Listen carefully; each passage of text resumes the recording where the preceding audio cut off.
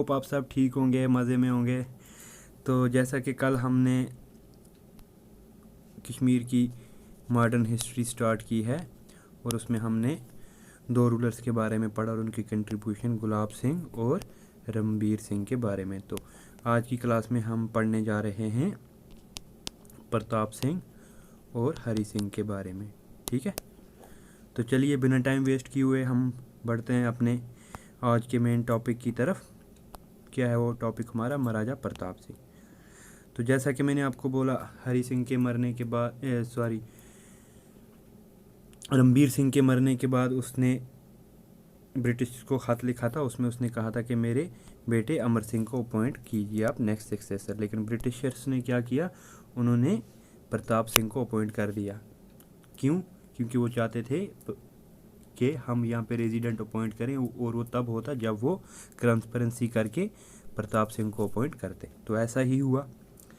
ये eldest son था, यानी बड़ा सन था रणबीर सिंह का। उसकी डेथ पे इसको 1885 ईस्वी में इसको अपॉइंट किया रूलर ऑफ कश्मीर। ठीक है, तो जैसे ही ये हुआ तो ब्रिटिशर्स ने क्या किया, इसकी अपॉइंटमेंट के बाद जब ये राजा बना तो आपने एक रेजिडेंट फ़ौरन अपॉइंट कर दिया और एक रेजिडेंसी अपनी रखी श्रीनगर में। क्योंकि प्रताप सिंह को उन्हीं की मदद से आया था तो वो इनको मना नहीं कर सकता था रेजिडेंट अपॉइंट करने के लिए। ठीक है, लेकिन आगे चल के क्या हुआ, 1889 में तो ब्रिटिशर ने इसी के दूसरे भाई के साथ ट्रांसपेरेंसी की, मिलके अमर सिंह के साथ मिलके महाराजा के पावर ही कम कर दिए। समझ रहे हो, महाराजा के पावर ही छीन गए बहुत सारे। ठीक है, और इन्होंने क्या किया, appointed A council of Regency. तो पहले इन्होंने खाली एक रेजिडेंट, ये चाहते थे कि हम खाली एक रेजिडेंट अपॉइंट करें। रेजिडेंट किसकी मदद से अपॉइंट किया? प्रताप सिंह की मदद से। ठीक है, फिर बाद में क्या किया, इसके दूसरे भाई की मदद ली अमर सिंह की, तो एक पूरी काउंसिल ही उनकी अपॉइंट कर दी टू दी रेजिडेंट। ठीक है, तो जो क्या कर रहे थे, स्टेट को हर काम में इंटरफेयर कर रहे थे, यानी कि जो भी महाराजा डिसीजन मेकिंग यहाँ पे करता था उसमें इनका रोल होता था इस पूरी काउंसिल का। ठीक है, तो लेकिन 1905 में महाराजा को वापस उसके पावर रिस्टोर कर दिए गए ब्रिटिशर्स के द्वारा। अब यहाँ पे एक बात सामने समझ आती है, वो एक कहावत है, घर का बेदी लंका ढाए। घर का बेदी लंका ढाए, आपने भी सुनी होगी। क्यों? देखिए, पहले ब्रिटिशर्स ने क्या किया, प्रताप सिंह के साथ मिलके यहाँ पे रेजिडेंस अपॉइंट कर दिया। फिर इसके भाई के साथ मिले, है ना, इसके दूसरे भाई अमर सिंह के साथ मिले तो एक पूरी काउंसिल अपॉइंट कर दी। तो इसलिए कहते हैं कि बाहर वाले पे भरोसा कम ही हम लोगों को करना चाहिए, और ये नेचर ही ऐसा है कि बाहर वाले आपको इस्तेमाल करेंगे अपनों के ख़िलाफ़। तो यहाँ पे आपको उनकी नीयत समझ आनी चाहिए। आपको इमोशनल नहीं होना है कि हाँ मैं यहाँ पे जीत रहा हूँ तो मैं इस बात का फ़ायदा उठाऊँ। उसमें फ़ायदा हमेशा बाहर वाले का ही होता है, और ये नेचर है, इंसान की फितरत है, ये चेंज नहीं हो सकती। तो इन चीज़ों पे हमें ध्यान रखना चाहिए। ये कुछ ऐसे पॉइंट्स हमें हिस्ट्री में बताए गए हैं जिनसे हमें सीख मिलती है। जैसे मैं आपको एक और स्टोरी बताता हूँ। जो मोहम्मद गौरी था, उसने जब इंडिया पे अटैक किया था, गौरी ने इंडिया पे अटैक किया था। ठीक है, कब किया था?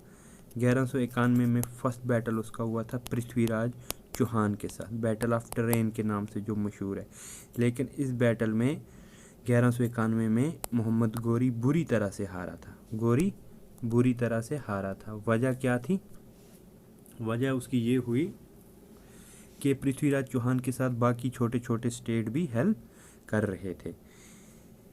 लेकिन 1192 ईस्वी में क्या हुआ, जब वापस गौरी ने अटैक किया तो पृथ्वीराज चौहान के साथ और कोई स्टेट हेल्प में नहीं आई, तो जिसकी वजह से पृथ्वीराज वो वार हार गया। और फिर उसका नतीजा क्या हुआ, जिन स्टेट्स ने हेल्प नहीं की थी पृथ्वीराज चौहान की सेकंड बैटल ऑफ ट्रेन में 1192 में, उन स्टेट्स पे भी फिर गौरी ने अटैक किया और गौरी ने पूरा एरिया अपने अंडर ले लिया। ठीक है, अब देखिए यही बात होती है, जब आप घर वाले को छोड़ के किसी बाहर वाले का साथ देंगे तो आज तो जिसके खिलाफ हो रहे हैं उससे आप जीत जाएंगे, है ना, लेकिन कल को वही बाहर वाला आप पे भी वार करेगा और आपके पास जो है वो भी लेके जाएगा, वो क्योंकि वो सिर्फ अपना फ़ायदा ही ढूंढेगा। तो चलिए, तो यहाँ पे हिस्ट्री हमें क्यों पढ़ना ज़रूरी है, इन्हीं बातों के लिए, क्योंकि इनसे हमें सीख मिलती है। ठीक है, अपने पास्ट को जान के हम अपना प्रेजेंट एनालिसिस करते हैं और फ्यूचर पॉलिसी हम डिसाइड करते हैं, इसीलिए हिस्ट्री पढ़ना हमारे लिए ज़रूरी है। अब देखिए, हिस्ट्री आप में से बहुत से लोगों को बोरिंग लगती होगी। वो बोरिंग हिस्ट्री आपको इसलिए लग रही है क्योंकि आप उसमें कनेक्टिविटी नहीं कर रहे हैं। क्या नहीं कर रहे हैं? कनेक्टिविटी बोलते हैं ना, लॉ ऑफ कनेक्टिविटी। आपको बोरिंग इसलिए लग रही है क्योंकि आप उसको कनेक्ट नहीं कर रहे हैं हर एक इवेंट को। जब आप हर एक इवेंट को कनेक्ट कर लेंगे ना, तो उसकी एक पूरी इमेज आपके माइंड में छप जाएगी और आपको याद रखने की ज़रूरत नहीं पड़ेगी।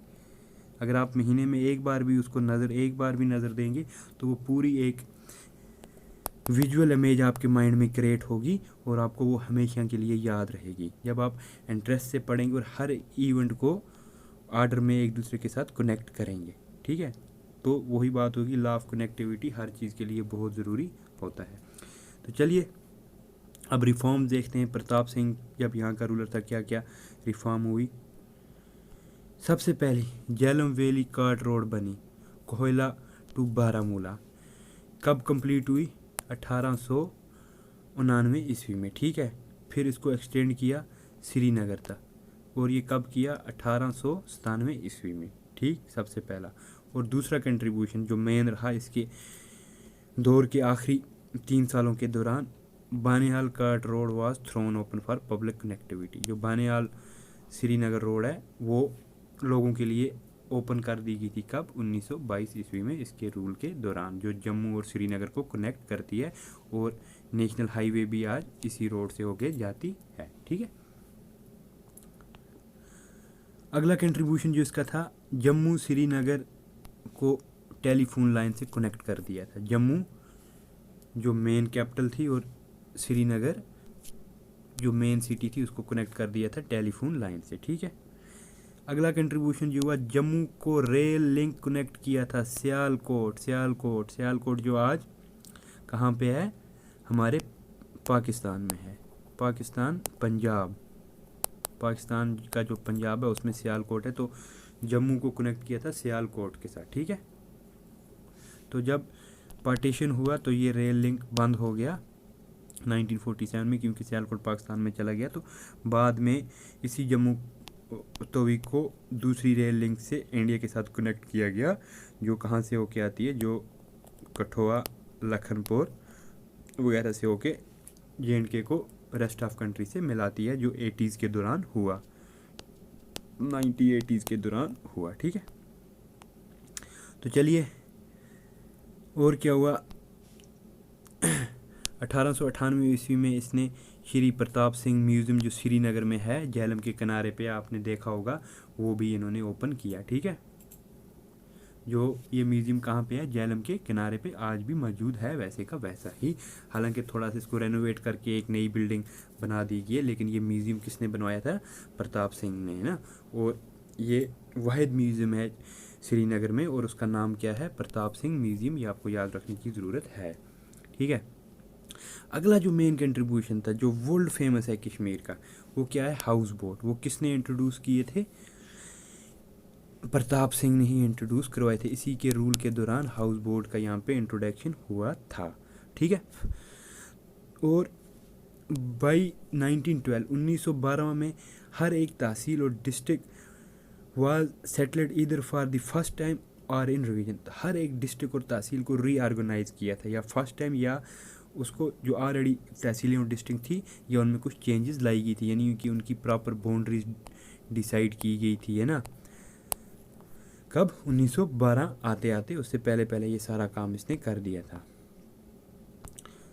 नेक्स्ट जो था इसका, 1891 ईस्वी में इसने क्या किया था? जो सबसे इम्पॉर्टेंट कंट्रीब्यूशन था उस टाइम पे इसका, जो सबसे इम्पॉर्टेंट कंट्रीब्यूशन, इसने फॉरेस्ट डिपार्टमेंट एस्टेब्लिश किया था। आप देखिए, फॉरेस्ट डिपार्टमेंट JNK में कब एस्टेब्लिश हुआ? 1891 में, जो जंगलात के बचाव के लिए बहुत ही ज़रूरी इकदाम था, है ना, क्योंकि क्लाइमेट चेंज कोई एक शॉर्ट टर्म आउटकम नहीं है, ये बहुत अरसे से चला आ रहा है और इसका इम्पैक्ट नेक्स्ट जनरेशन को भुगतना पड़ेगा, और हम भी भुगत रहे हैं क्लाइमेट चेंज की वजह से। ग्लोबल वार्मिंग हो रही है, आपको पता है।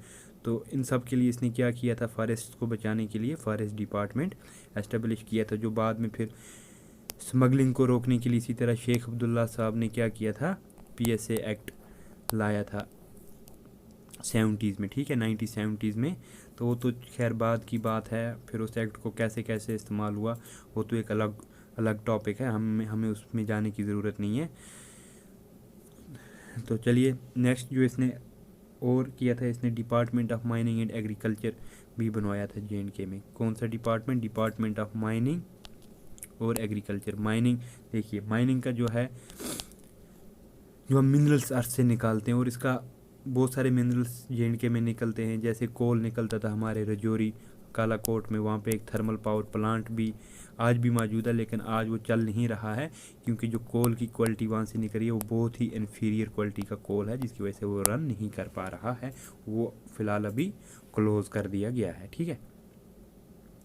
तो और क्या किया इसने, 1 degree college each at Jammu and at Srinagar, Shri Pratap college was established. अब देखिए इसने श्री प्रताप कॉलेज जो आज भी है हमारे मेन श्रीनगर डिस्ट्रिक्ट में, कब एस्टेब्लिश की थी, 1905 में। और जम्मू में जो कॉलेज इसने बनवाई थी उसका नाम क्या था, प्रिंस ऑफ वेल कॉलेज, जो आज भी हमारे यहाँ जम्मू में है। कब की थी, 1907 में, और पहले कहाँ की थी, श्री 1905 में। ये 2 कॉलेजें को याद रखने की ज़रूरत है। अमर सिंह टेक्निकल इंस्टीट्यूट भी इसने बनवाया था 1914 ईस्वी में। कब बनाया था, 1914 ईस्वी में अमर सिंह टेक्निकल इंस्टीट्यूट, जो बाद में हमारा अमर सिंह कॉलेज के नाम से आज जाना जाता है। अमर सिंह AS कॉलेज इसको हम शॉर्ट में बोलते हैं, जो श्रीनगर में है। मैं भी इसी कॉलेज से पढ़ा हुआ हूँ 2014 बैच से, ठीक है। तो ये पहले क्या था, अमर सिंह टेक्निकल इंस्टीट्यूट के नाम से एस्टेब्लिश हुआ था, बाद में ये कॉलेज बना, और आज भी इसकी हेरिटेज बिल्डिंग वैसी की वैसी ही है। और सबसे ब्यूटीफुल पार्ट यही है इस कॉलेज का कि इसकी हेरिटेज बिल्डिंग में बहुत अच्छी लुक देती है, और बहुत सारी बॉलीवुड मूवीज़ की यहाँ पे शूटिंग भी हो चुकी है इस कॉलेज में। तो ये हमारे हेरिटेज का, हमारे कल्चरल हेरिटेज का एक अहम हिस्सा है हमारी अमर सिंह कॉलेज। तो श्री प्रताप टेक्निकल इंस्टीट्यूट इसने एस्टेब्लिश किया था कहाँ पे, SP कॉलेज के कैंपस में 1926 में। तो बहरहाल हम ये कह सकते हैं कि जो एजुकेशन में रिफॉर्म्स हुई, हायर एजुकेशन में बेसिकली, हायर एजुकेशन में जो रिफॉर्म्स हुई वो किसके दौर में हुई, प्रताप सिंह के दौर में। Higher education and technical education, वहाँ पे क्वेश्चन आ सकता है आपको, हायर एजुकेशन और टेक्निकल एजुकेशन की रिफॉर्म्स किसके दौर में ज़्यादा हुई, प्रताप सिंह के दौर में। और जो प्राइमरी एजुकेशन थी, मैं आपको साथ में ऐड कर रहा हूँ, प्राइमरी एजुकेशन में जो रिफॉर्म्स किए वो किसने किए, वो रिफॉर्म्स किए हरी सिंह ने। किसने किए, हरी सिंह ने, जो इसके बाद नेक्स्ट रूलर बना, जो अमर सिंह का बेटा था और प्रताप सिंह का भतीजा था, क्योंकि प्रताप सिंह को अपना कोई बेटा नहीं था, ठीक है। तो जो SP कॉलेज थी 1938 में, इसमें कितने स्टूडेंट पढ़ रहे थे, 1187 स्टूडेंट इनरोल्ड थे, और इसने अचीव की डिस्टिंक्शन किस चीज़ में, सेकंड लार्जेस्ट कॉलेज थी ये। और ये उस टाइम पे ये सारे कॉलेज किससे एफिलेटेड थे, पंजाब यूनिवर्सिटी से, क्योंकि JNK में कोई भी यूनिवर्सिटी उस टाइम पे नहीं थी, ठीक है। तो JNK की पहली यूनिवर्सिटी कौन बनी, जम्मू यूनिवर्सिटी, ठीक है। और इसी जम्मू यूनिवर्सिटी से अलग हुई फिर कश्मीर यूनिवर्सिटी।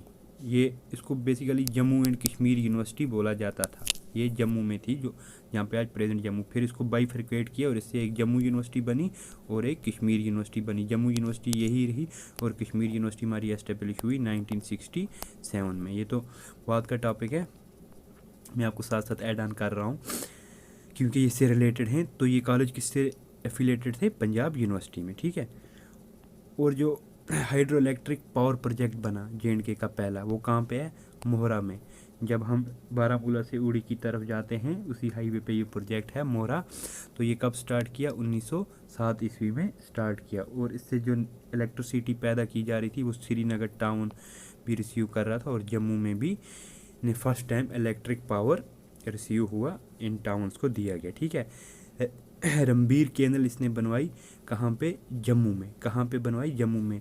और ये रणबीर कैनल किसके किनारे पे है, चिनाब के किनारे से, सॉरी चिनाब से निकाली गई है रणबीर कैनल। और देखिए यहाँ पे 2 पॉइंट्स आपको, ये है हमारा चिनाब राइवर, ठीक है। ये जब डोडा किश्तवाड़ से आता है तो ये जम्मू में अखनूर साइड से होके जाता है। तो इस यहाँ से 2 चैनल बेसिकली बने। एक बनी इसके राइट साइड से, इसको हम कहते हैं रणबीर कैनल। क्या कहते हैं, रणबीर कैनल। इससे किसको एरिया को पानी जाता है, आरसपुरा को, आरसपुरा को पानी जाता है। यहाँ पे आपको आसानी है, अगर आप कोड में भी याद करेंगे, रणबीर कैनल यानी कि आरसपुरा किस साइड है, ये किस बैंक पे है, चिनाब के राइट बैंक पे। और लेफ्ट बैंक पे दूसरी कैनल आई जो अखनूर को पानी देती है, ठीक है। तो इसके बीच में आपको कंफ्यूज होने की ज़रूरत नहीं, इसको हम कहते हैं प्रताप कैनल, ठीक है। ये कौन सी कैनल थी, प्रताप कैनल, जो अखनूर को पानी देती है खेतों के लिए। तो इसकी डेथ कब हुई, इसकी डेथ हुई सितंबर 1925। पूरी एग्जैक्ट डेट याद रखने की ज़रूरत नहीं है आपको, इतना डीप नहीं पूछते हैं। तो जैसा मैंने आपको बोला कि इसको अपना कोई सन नहीं था, तो फिर इसका नेफ्यू हुआ, नेक्स्ट सक्सेसर बना हरी सिंह। हरी सिंह किसका बेटा था, अमर सिंह का। अब देखिए यहाँ पे एक इम्पॉर्टेंट पॉइंट था जो हमने ऊपर डिस्कस किया, क्या था कि जो रणबीर सिंह था, गुलाब सिंह का बेटा और प्रताप सिंह का बाप, उसने ट्रीटी ऑफ अमृतसर अमेंड करवाई थी। अमेंड करवा के और उसमें ये क्लॉज डाला था कि अगर इनको कोई बेटा नहीं होता है तो ये अपने किसी दूसरे रिश्तेदार को अपॉइंट कर सकते हैं नेक्स्ट रूलर। अगर ऐसा नहीं हुआ होता, अगर उस टाइम पे वो ट्रीटी अमेंड नहीं हुई होती, तो जब प्रताप सिंह को अपना कोई बेटा नहीं था तो ब्रिटिशर्स क्या करते, कश्मीर को अनेक्स कर लेते on the pretext of doctrine of lapse. तो वो उसने सोच समझ के उस टाइम पे आगे का सोच के स्टेप लिया और वो स्टेप उसका राइट प्रूव हुआ, ठीक है। चलिए हरी सिंह के बारे में हम पढ़ते हैं। हरी सिंह कब रहा रूलर, 1925 से 1949 तक ये लास्ट डोगरा रूलर था J&K का, ठीक है, क्योंकि इसके बाद J&K इंडिया का पार्ट बन गई, ठीक है। He was the nephew of Maharaja Pratap Singh, ये आपको पता है, मैंने अभी बोला।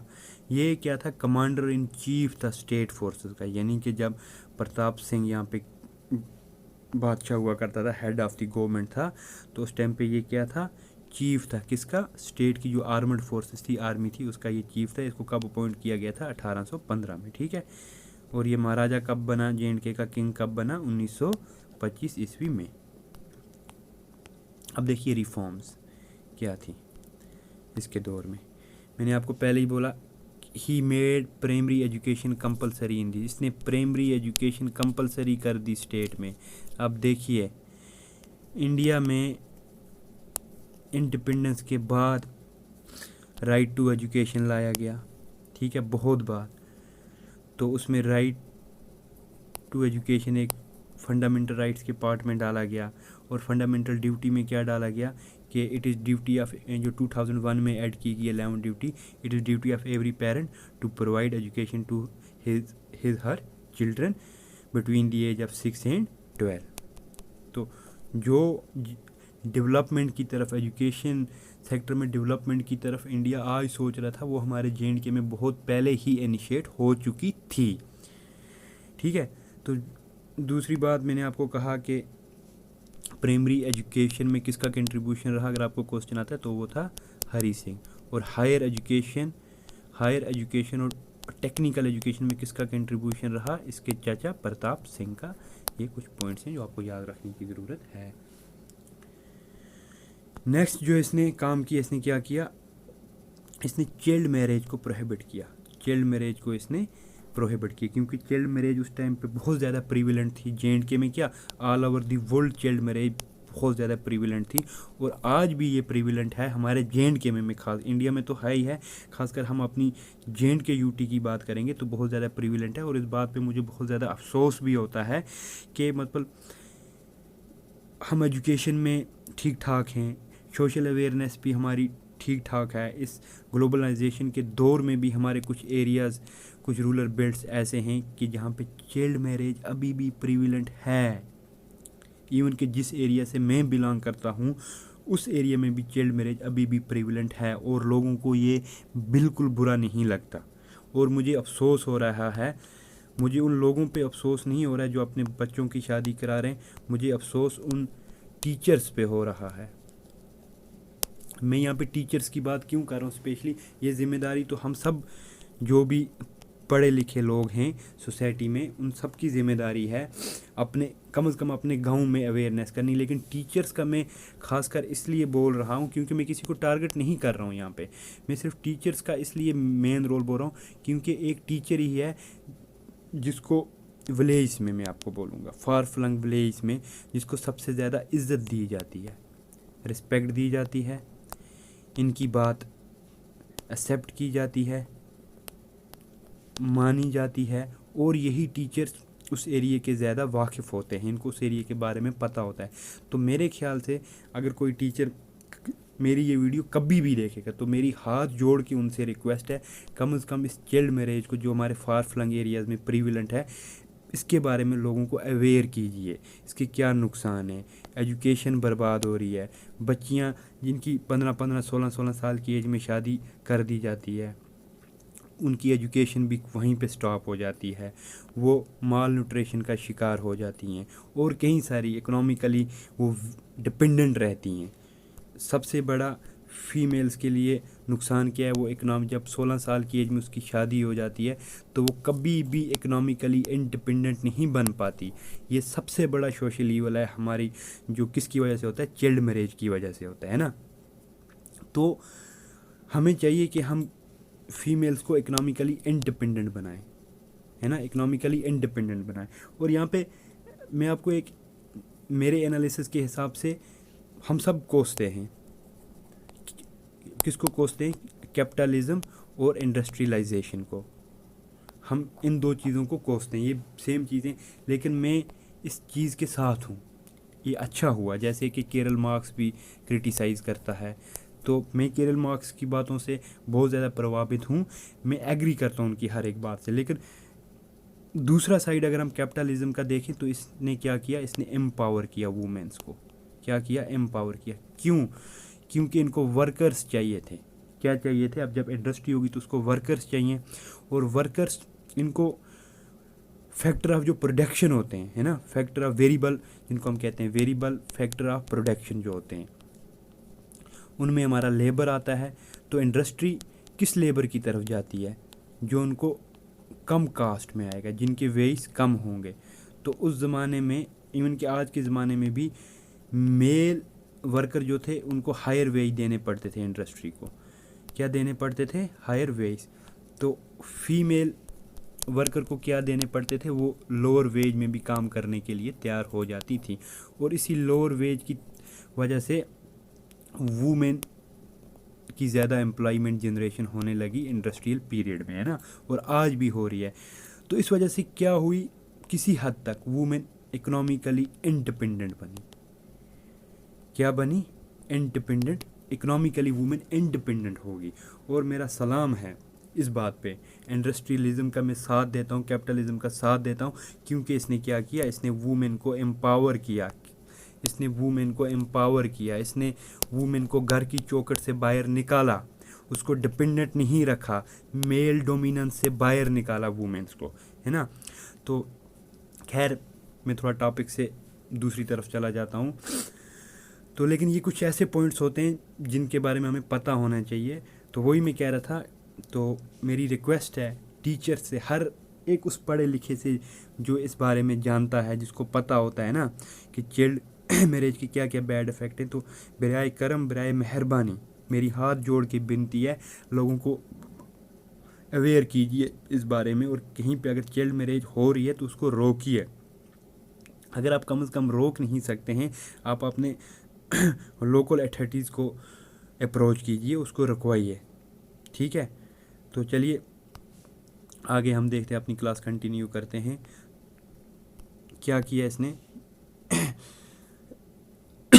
हरि सिंह ने, जो ओपन प्लेस ऑफ वारशिप यानी कि मंदिर जो थे उसमें लोअर क्लास को नहीं जाने दिया जाता था, यानी कि एससी अनटचेबल्स को इजाज़त नहीं थी, जो आज भी हो रहा है हमारे इंडिया में। सैडेस्ट रियलिटी है हमारे यहाँ, कहीं पे वुमेन को अलाउ नहीं है, कहीं पे लोअर कास्ट को अलाउ नहीं है ना। तो अब उस हद तक तो नहीं रहा, लेकिन रेयर केसेस में आज भी ऐसा हो रहा है ग्राउंड पे। तो इसने क्या किया, जो प्लेसेस ऑफ वारशिप्स थे खासकर हिंदुइज्म में, वो हर कास्ट के लिए ओपन कर दिए, ठीक है। और इसका मेन कंट्रीब्यूशन क्या था इकोनॉमी में, कि इसने जे.एंड.के बैंक एस्टेब्लिश किया। कब? 1938 में। कब किया? 1938 में। इसका हेड ऑफिस कहाँ रखा? श्रीनगर में। अब मैं आपको यहाँ पे एक कहानी एक बताता हूँ। कुछ 7-8 महीने पहले की बात है, मैं एक रेस्टोरेंट पे चाय पी रहा था श्रीनगर में, रामबाग एरिया में। तो मेरे पास कैश नहीं था उस टाइम पे, तो मैंने उसको कहा भैया मैं आपको ट्रांसफ़र कर दूंगा, एम पे कर दूंगा। बोला नहीं भाई, एम पे कहाँ से होगा, हमारे पास SBI का अकाउंट है, आप SBI में ट्रांसफ़र करो। मैंने उसको ऐसे ही पूछा आपको कितना टाइम हुआ जे.एंड.के में काम करते हुए? उसने बोला मुझे 25 साल हो गए ये होटल, ये रेस्टोरेंट चलाते हुए, टी स्टॉल चलाते हुए। मैंने कहा जे.एंड.के में अकाउंट नहीं खोला है। बोला भाई वो तो न्यू बैंक है, वो तो अभी अभी खुला है, इसको कौन पूछता है। तो फिर मैंने उसको बोला आपको पता है जब SBI बना भी नहीं था, हमारा जे.एंड.के बैंक तब भी था। जब SBI अभी बना भी नहीं था, SBI का अभी नाम भी नहीं था, है ना। जब आप लोग आज़ादी ढूंढ रहे थे तो हमारा जे.एंड.के बैंक तब से बना हुआ था। तो हमारा जे.एंड.के बैंक कब बना? 1938 में बना। ओके। तो हेड ऑफिस कहाँ था इसका? श्रीनगर में। हरि सिंह ने क्या किया? हरि सिंह ने हाई कोर्ट बनवाया। कब बनवाया हाई कोर्ट जे.एंड.के का? 1929 में। जे.एंड.के का हाई कोर्ट कब बना? 1929 में, ठीक है। हरि सिंह ने स्टेट सब्जेक्ट इशू किया। किसको? रेजिडेंट ऑफ जे.एंड.के स्टेट को स्टेट सब्जेक्ट इशूज़ किया। अब ये स्टेट सब्जेक्ट क्या था? ये बेसिकली एक प्रोटेक्शन थी, क्योंकि कि बाहर के जो लोग हैं वो जे.एंड.के में ना आए, ना वो लैंड खरीद सकेंगे, ना वो यहाँ पे गवर्नमेंट जॉब ले सकेंगे। मेन प्रोटेक्शन इसकी यही थी। और इसका क्या था, ये स्टेट सब्जेक्ट जे.एंड.के रेजिडेंट को फंडामेंटल राइट्स अलग से देता था। जो Indian part of fundamental rights था वो पूरी तरह से एप्लीकेबल जे.एंड.के पे नहीं था, उसके कुछ क्लॉज ही जे.एंड.के पे एप्लीकेबल थे। तो ये फिर ये स्टेट सब्जेक्ट के साथ क्या हुआ आपको पता है? जब 370 और 35A, 370 का यूज़ करके 35A को हटाया गया और 370 को शांत किया गया, तोड़ा नहीं गया, शांत किया गया। मैंने आपको ऊपर भी समझाया, ये कल की क्लास में आपको मैंने बोला कि 370 को साइलेंट कर दिया गया। 370 अभी भी है, तो उसकी वजह से ये स्टेट सब्जेक्ट हमारा ख़त्म कर दिया गया। तो ये किसने इशू किया था? ये हरि सिंह ने इशू किया था, ठीक है। तो उसके बाद क्या हुआ, हरि सिंह ने जब हिंदुस्तान 1947 में आज़ाद हुआ तो इन्होंने इंस्ट्रूमेंट ऑफ एसोसिएशन साइन किया इंडिया के साथ, ठीक है। और ये यहाँ से चले गए स्टेट छोड़ के। ये कहाँ पे रहने लगे? बम्बई में रहने लगे टिल हिज डेथ इन 1961। तो इसकी डेथ कब हुई? 1961 में। तो फिर जे.एंड.के इंडिया का पार्ट बन गई, एक इंटीग्रल पार्ट बन गई। किसका? इंडिया का। वो हम कल की क्लास में देखेंगे। कल हम देखेंगे फ्रीडम स्ट्रगल कश्मीर। एग्ज़ाम के पॉइंट ऑफ व्यू से आपको इम्पॉर्टेंट नहीं है और ना ही इसमें से कोई क्वेश्चन आपको पूछते हैं। ये बेसिकली उनके लिए है जो लोग पोस्ट ग्रेजुएशन कोर्स कर रहे हैं पॉलिटिकल साइंस में या फिर हिस्ट्री में, उनके लिए ये टॉपिक इम्पॉर्टेंट है। एग्ज़ाम के लिए आपको ये इम्पॉर्टेंट नहीं है।